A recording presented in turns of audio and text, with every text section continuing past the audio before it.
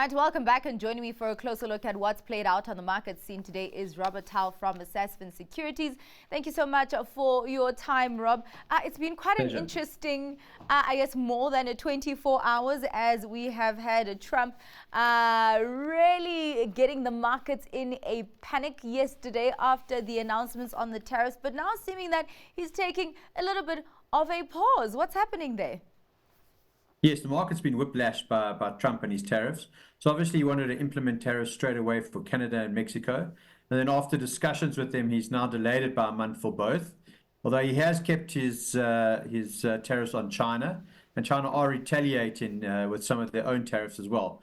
But in general, it seems to be that he puts the tariffs in to bring the other country to the talking board to chat about it, and then they do a whole new discussion and new trade agreement. So that looks like his modus of operandus, and so let's see if he carries on doing that.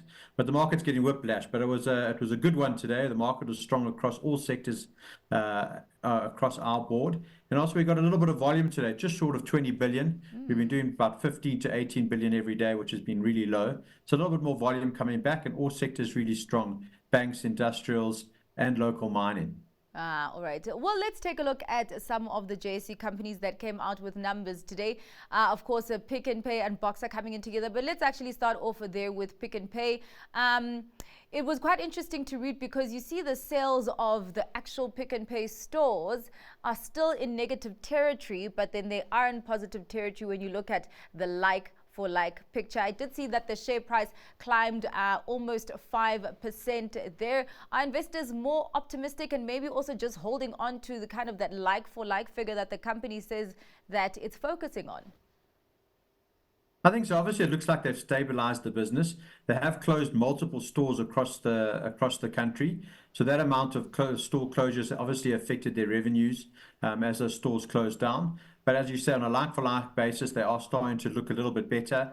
And obviously, their non-performing stores are now not in the numbers. So I think they've got 1 or 2 more stores still to close. And you should start to see the stores that are the strongest stores starting to be managed better. They also took over 1 or 2 franchisee stores, and they're also starting to manage their own stores a little bit better. So their own stores that they own, you started to see the uptick in volumes there. And they didn't have as much price cutting as we saw in ShopRite. So they didn't cut prices as much in ShopRite and still managed to get reasonable volume growth. And of course, on the other side of that same coin, we do have Boxer, also traded in the green today. Still a very, very strong performer. We did have double-digit growth in sales there. Of course, even though they do mention that there was a softening of momentum after the 45 weeks ended the 5th of January, but really nothing to worry about. They're just base effects. Yes, I think positive there is that they open in new stores. 5% more space was opened. I think they'll continue opening new stores into this year. So you're going to continue to see growth coming from Boxer. But their like-for-like sales were also up, not an unbelievable amount, but I think about 7.7%.